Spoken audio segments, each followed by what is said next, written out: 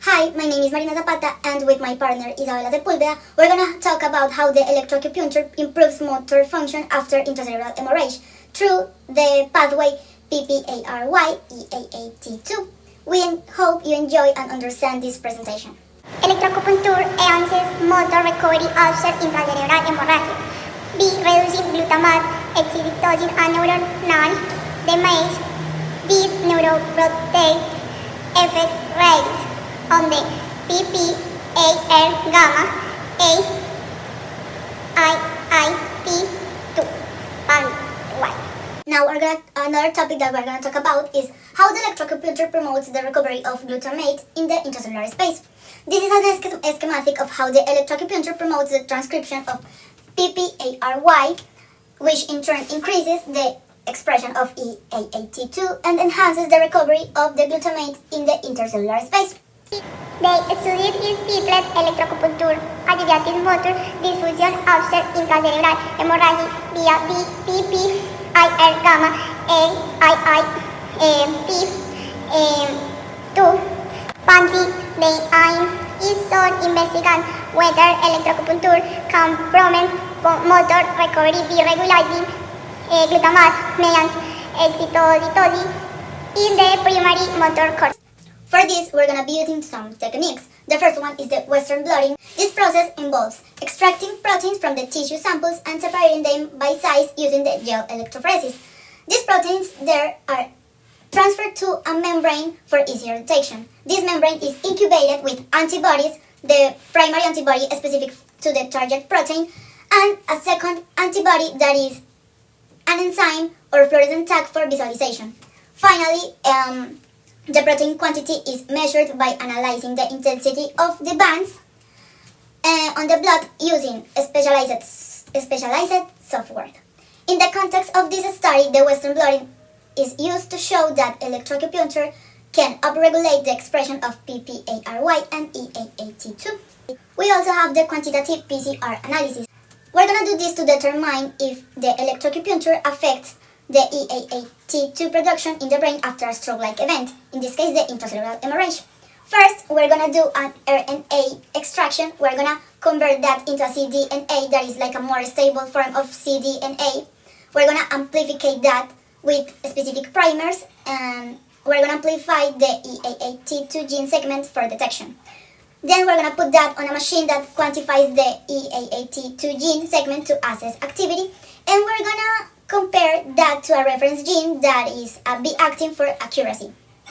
With this quantitative PCR analysis, we're gonna try to find, and it's gonna help determine whether the electroacupuncture enhances the production of EAAT2, that is a protein that protects the brain after a stroke. La inmunohistoquímica es una técnica que detecta proteínas específicas en tejidos mediante anticuerpos marcados. Se usa para analizar la expresión PPAR gamma y es un factor clave para la regulación del transporte de glutamato y la neuroprotección. Ensayo ELISA es un método cuantitativo que mide la concentración de moléculas específicas. Se utiliza para determinar los niveles de glutamato en la corteza cerebral, ya que su acumulación excesiva causa excitosidad y daño neuronal. Estas técnicas permiten evaluar cómo la electroacupuntura modula la vía PPAR gamma y la EAAT2 para reducir el daño neuronal y mejorar la recuperación motora. For the results of the transmission electron microscopy images, we have a shown group that are the neurons that are healthy. They have many organelles and a healthy mitochondria. We have a model group that are the ones that suffered the intracerebral hemorrhage without the treatment. These mitochondria are swollen, damaged, and have broken membrane with fewer crystal. There are also fewer mitochondria overall. And we have the electroacupuncture group that were treated after the intracerebral hemorrhage. In this group, the mitochondria show less damage with some swelling but better integrity and higher numbers compared to the model group. In summary, the TEM images suggest that the electroacupuncture helps protect brain cells structure after a stroke-like injury, particularly by reducing the mitochondrial damage.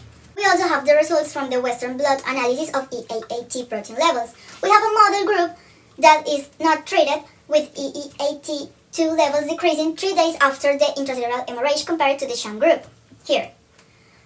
And the electroacupuncture group that were treated, here the treatment increases the EAAT2 protein levels after 7 days after the intracerebral hemorrhage.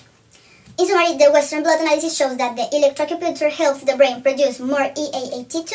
That is a protein that clears excess of glutamate, so this reduces the potential damage after a stroke. La 4A, en la electroacupuntura aumenta significativamente la expresión de PPAR gamma en ratas con hemorragia intracerebral, lo que sugiere es que la activación de esta ruta contribuye a la neuroprotección.